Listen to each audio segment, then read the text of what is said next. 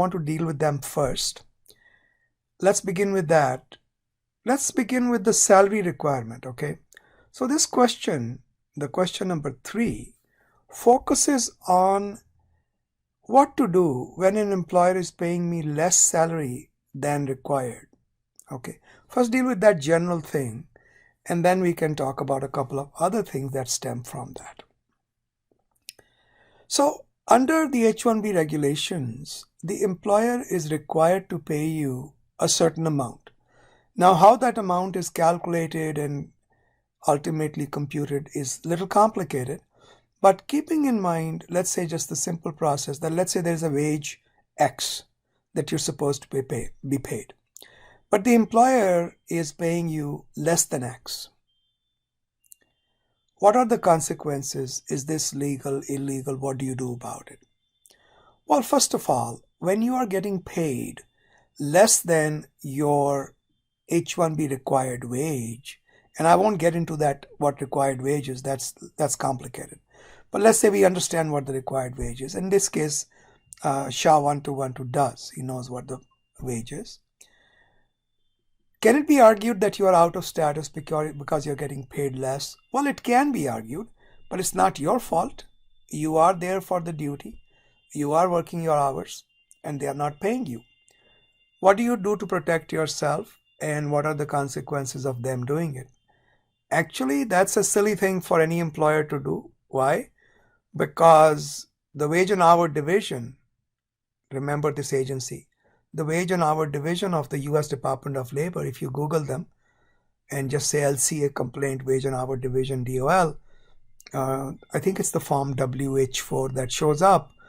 If you file that complaint against the employer, the Department of Labor will go in and get your money for you.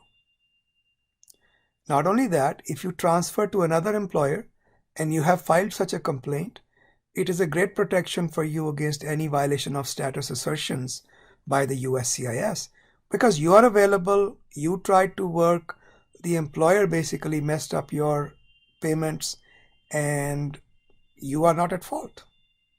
So that kind of a situation, a complaint helps. The employer is also required not only to pay the wages, they are required to pay them in proportional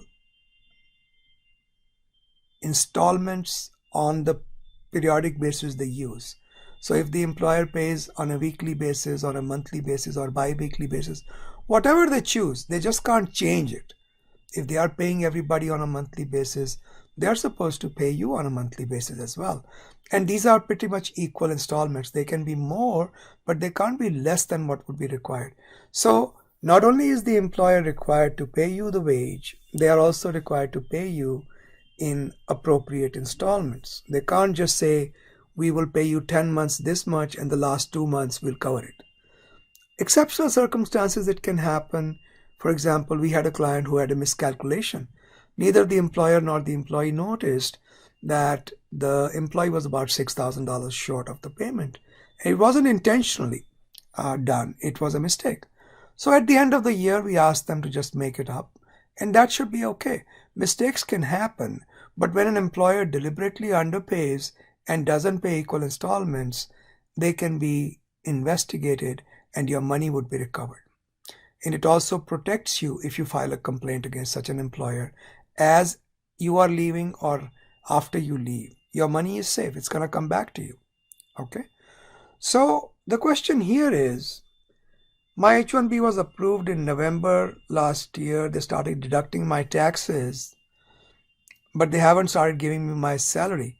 So that's a very dangerous thing for them to do. You can definitely complain to the Department of Labor, wage and hour division. Do I need any document from my employer in writing saying they'll pay me at the end as bonus? Yeah, if they give it to you, I don't think they will.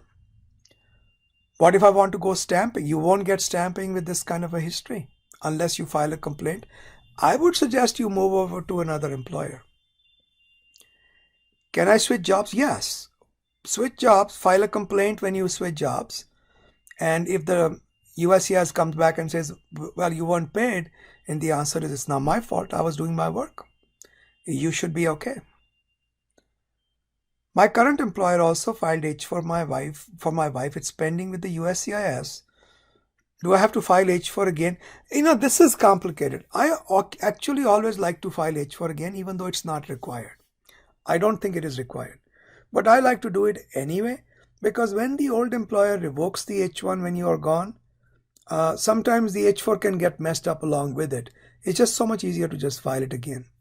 Okay. Yes, so I already covered question number 5 and 6. The Department of Labor Wage and Hour Division is going to get your money back for you. In fact, employers who do stuff like this get into some major trouble, because that shows that they're probably doing it routinely. And if they are doing it routinely, their company is in a heck of a lot of trouble. Okay. *5. Press *5 if you have a follow-up question on this discussion. Nothing new. *5 if you have a follow-up question on this discussion. Okay. Let's